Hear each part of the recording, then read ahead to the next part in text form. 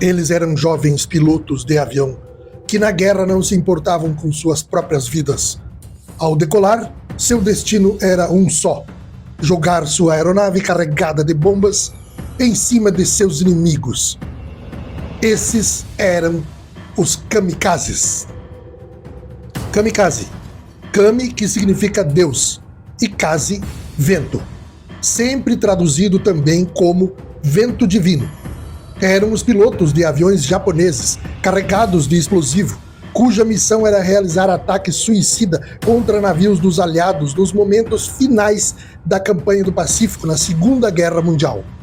Desde então, a palavra kamikaze passou a ser usada em diferentes línguas como metáfora para pessoas, ações ou práticas potencialmente suicidas, inclusive em sentido figurado. O nome oficial dos kamikazes originais era Tokubetsu Kojekitai, que significa Unidade de Ataque Especial, também conhecidos pela abreviação Tokotai ou Toko. As unidades da Marinha eram chamadas de Shimpu Tokubetsu Kojekitai, Unidade de Ataque Especial Vento Divino, em alusão a tempestades que salvaram o Japão do ataque mongol em duas ocasiões, no ano de 1247 e no ano de 1281. Portanto, os pilotos suicidas iriam salvar novamente o Japão de novos mongóis, os americanos. O termo kamikaze já era usado pelos americanos. Cerca de 2.525 pilotos morreram nesses ataques, causando a morte de 7.000 soldados aliados e deixando mais de 4.000 feridos. O número de navios afundados é controverso.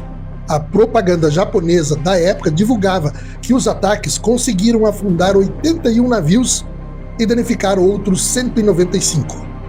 A prática de tais ataques suicidas foi inserida em uma época em que os militares do Império Japonês estavam em crise.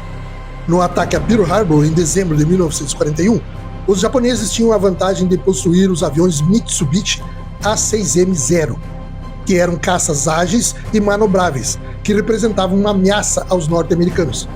Mas em 1943, com a introdução do F-6F Hellcat, a situação mudou, pois esses caças americanos possuíam uma tecnologia superior a qualquer outro caça japonês, com o uso do radar, novidades táticas e em maior quantidade.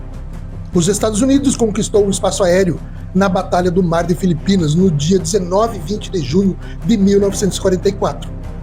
O Império Japonês teve a baixa de cerca de 600 aviões na Batalha de Formosa entre 10 e 20 de outubro de 1944. Mais 500 aviões foram perdidos.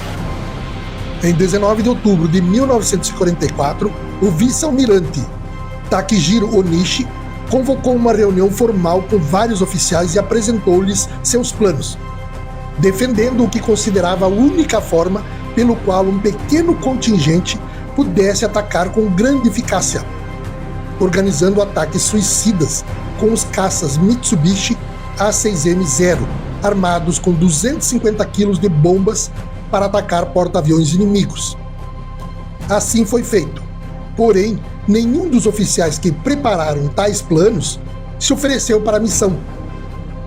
Sobrou então para os jovens japoneses executarem a tarefa.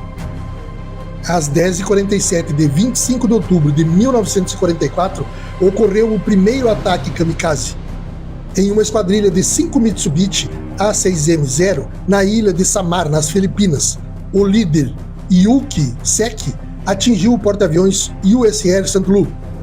Após 30 minutos, o incêndio atingiu o paiol principal do navio, que se destruiu, causando a morte de 140 americanos. Seki, o primeiro kamikaze, foi entrevistado antes de morrer para uma propaganda kamikaze. Na entrevista, ele declarou: "Se é uma ordem, eu vou, mas não irei morrer pelo imperador ou pelo Império Japonês. Vou morrer por minha amada esposa. Se o Japão perder a guerra, ela pode acabar estuprada pelos americanos. Estou morrendo por quem mais amo, para protegê-la." Os kamikazes foram considerados pela religião shintoísta oficial do Estado espíritos guardiões da pátria. A maior parte dos kamikazes eram estudantes recrutados de universidades. O governo anunciava que a decisão de se tornar um suicida era voluntária. No entanto, não era isso o que ocorria. Durante o treinamento, espancamentos brutais eram feitos frequentemente por qualquer motivo. No dia em que os soldados eram chamados para anunciar se queriam ser voluntários, ouviam um discurso patriótico inflamado e a importância de se sacrificar pelo imperador. Em seguida, os que se voluntariavam davam um passo à frente. Pouquíssimos desafiavam a pressão das autoridades e não davam um passo à frente. Muito poucos.